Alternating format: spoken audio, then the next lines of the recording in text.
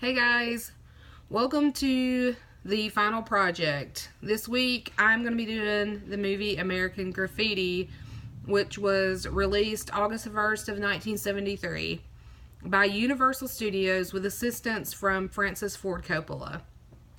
It was directed by George Lucas and it runs about an hour and 50 minutes.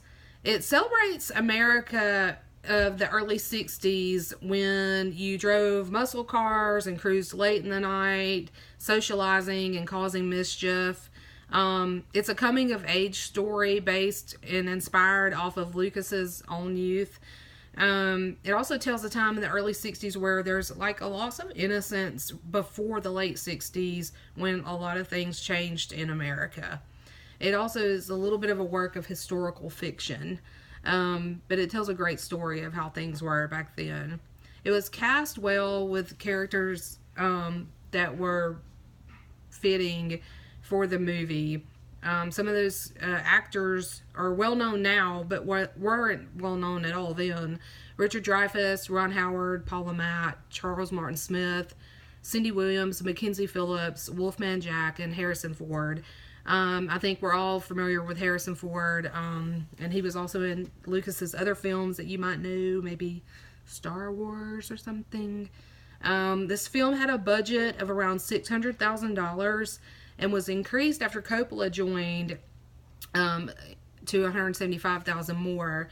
So that helped out a great deal. The film ended up surpassing all expectations and grossing about $115 million. So it's among one of the most profitable films ever made. It is said that Lucas made the movie out of spite. He had made a prior movie called THX-1138, a sci-fi movie. It apparently failed miserably. So Coppola and Lucas's wife encouraged him to make a movie that was more relatable and more human, something that people could really get into. And I think he pretty much knocked it out of the park with this. The making of the film didn't come easy for him. He got a lot of pushback from Universal because they were unsure how they were going to market it because there was no real big actors in it at the time. Now we know how successful they are, but then they weren't. Also, they didn't understand the name of the film. So they wanted to change it to Lucas's original working title of Another Slow Night in Modesto, which kind of doesn't really fit too well. Even Coppola suggested maybe Rock Around the Block to mimic some of the music of the time. I think American Graffiti fits well. What do you think? Does the title work? Another setback was that he was only able to film a few days in San Rafael, California, because one of the crew members was arrested for growing marijuana. And then some of the local businesses complained that they were losing business. So they moved filming about 30 miles away to Petaluma, California. And you can imagine that dealing with a bunch of young adults that there's a lot of mischief. And one night someone set Lucas's hotel room on fire. There was a lot of drinking on the location, and they did a lot of drag racing around there. It was just a bunch of young kids having a good time, similar to that time in America. Charles Martin Smith and Ron Howard both were about 18 at the time, and they were really the only teenagers on set. Mackenzie Phillips was 12 years old, being the youngest actor, and Harrison Ford was the oldest, turning 30 while filming. The rest of the cast were in their 20s. And then even though Ron Howard's character was a year older than his girlfriend, played by Cindy Williams, she was actually 7 years older than him. But you cannot tell at all. She looks really young. And speaking of Cindy, she was really wanting to play the role of Carol, who Mackenzie played at 12 years old. She even said, look, I'll put braces on my teeth. She really wanted the part. But they went with Mackenzie. So I was just wondering what you thought about that. Do you think that Carol could have pulled it off? Did Mackenzie do a great job? Mackenzie was really just a child in this film, and at the time, California law stated that minors had to have their parents with them at all time, or a guardian with them at all time. And so her dad was John Phillips, who was in the Mamas and the Papas, and was able to be there.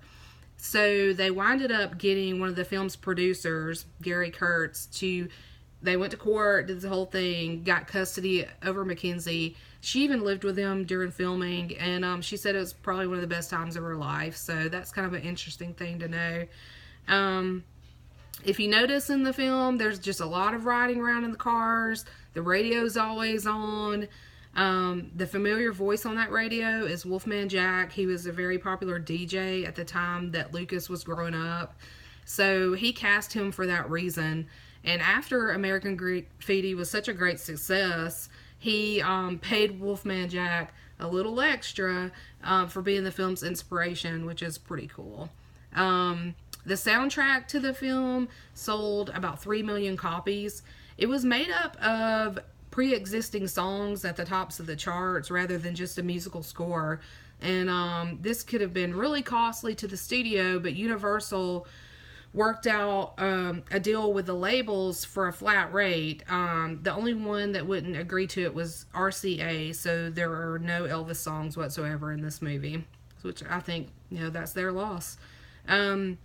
The film was shot in sequence so that filming went on and the actors grew tired from shooting, and they would look more and more tired as the night went on, like in real life if they were really out there.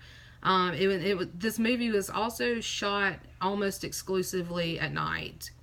One thing to note is at the beginning, it's kind of funny, Charles Martin Smith's character pulls up on the Vespa and like crashes into the building. That was not even scripted. It just happened, but they rolled with it, so it's kind of humorous and a funny part of the movie.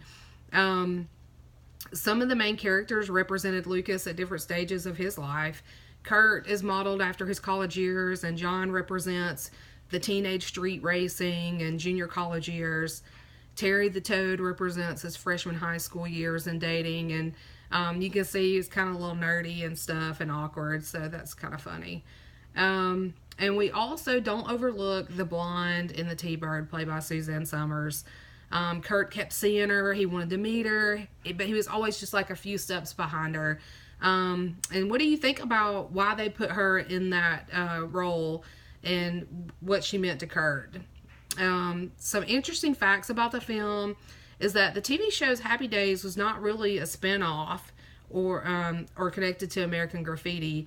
Ron Howard's character in Happy Days was similar to the character in American Graffiti, and but Happy Days was an unsold pilot in 1971.